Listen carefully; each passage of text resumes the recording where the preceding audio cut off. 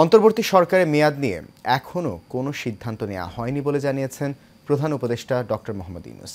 জাতিসংঘের সাধারণ পরিষদে দেয়া ভাষণ শেষে যুক্তরাষ্ট্রের নিউ ইয়র্কে ভয়েস অফ আমেরিকাকে বাংলা সার্ভিসকে দেয়া সাক্ষাৎকারে এই কথা বলেন তিনি। এ সময় প্রধান উপদেষ্টা বলেন, বাংলাদেশে তরুণদের হাত ধরে নতুন নেতৃত্ব আসা উচিত, তারাই এই দেশের ভবিষ্যৎ রচনা করবে। বিস্তারিত দেখুন নূর মোহাম্মদ ভূঁইয়ার রিপোর্টে। আপনাকে ভয়েস অফ আমেরিকার পক্ষ থেকে স্বাগত। জাতিসংঘে ৭৯তম সাধারণ অধিবেশনে যোগ দিতে নিউ ইয়র্কে থাকার সময় ভয়েস অফ আমেরিকা বাংলা সার্ভিসকে সাক্ষাৎ দেন অন্তর্বর্তী সরকারের প্রধান উপদেষ্টা ডক্টর মোহাম্মদ ইউনূস। এক ধরনের বিচার করবেন, আরেক ধরনের বিচার করবেন, সেটার বিরুদ্ধেই তো কোনো। বাংলাদেশের আগামী জাতীয় নির্বাচন অন্তর্বর্তী সরকারের মেয়াদ নিয়ে প্রশ্নের জবাব দেন প্রধান উপদেষ্টা। মত দেন তরুণদের নেতৃত্বে আসার উপর। সরকার কখন মেয়াদ ঠিক করবে সেটা সরকারকে বলতে হবে। সরকার না বলা পর্যন্ত তো সেটা সরকারের মেয়াদ হচ্ছে না। মানে সরকার বলতে তো আমাদেরই বলতে হবে, আমাদেরকে বলতে হবে। আমাদের মুখ থেকে যখন শুনবেন তখন সেটাই হবে তারিখ। তাহলে উপদেষ্টা পরিষদ এখনো এই ব্যাপারে কোনো সিদ্ধান্ত নেই? আমরা আলোচনা করেছি কিন্তু সিদ্ধান্ত নেয়নি।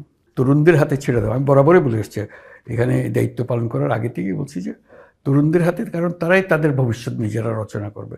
আমরা তাদের হয়ে রচনা যেটা করব সেটা ঠিক হবে না। তো কাজেই আমি আবারও মনে করি যে সারা বাংলাদেশের বিষয় নয়, সারা দুনিয়াতে তরুণদের হাতে দায়িত্ব দিয়ে দেওয়া ভালো। প্রতিবেশী ভারতের সাথে সম্পর্কের উন্নয়নের প্রশ্নে তিনি বলেন, দুই দেশের স্বার্থেই সুসম্পর্ক বজায় রাখা জরুরি। আমরা দুই প্রতিবেশী, এই প্রতিবেশীর মধ্যে সম্পর্ক ভালো না হলে কোনো জাতির পক্ষে এটা মঙ্গলজনক হয় না। তাদের জন্য মঙ্গলজনক হবে না, আমাদের জন্য মঙ্গলজনক হয় না।